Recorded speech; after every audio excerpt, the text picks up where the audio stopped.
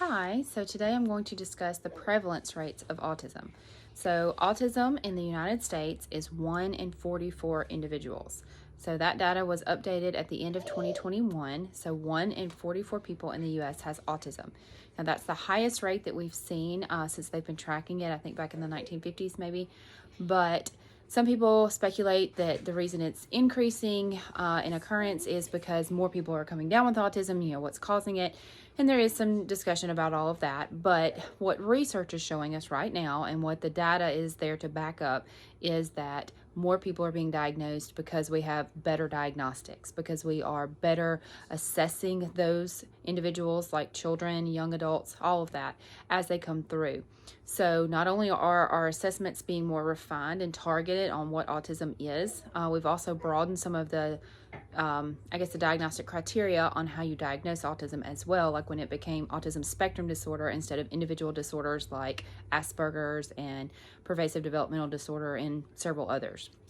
So by having a broader, inclusive umbrella, if you will, for it, that has increased the rate. And then also the fact that we are just detecting it in lesser severities, if you will. Now, I'm careful about the word of mild, moderate, severe, because individuals with autism often remind others that when you say I have mild autism, you're discounting a lot of the struggles that they have, and you're saying that it's mild. Well, you may have mild autism, but you still have a lot of challenges and a lot of difficulties to face that aren't mild.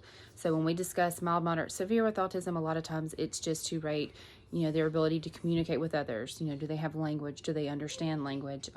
Even if they don't speak vocally, do they have some type of communication ability? And so a lot of people rate it mild, moderate, severe that way, and we need that as far as the amount of services they need, educationally, the amount of supports that they need there as well. So there's a lot of discussion back and forth on that.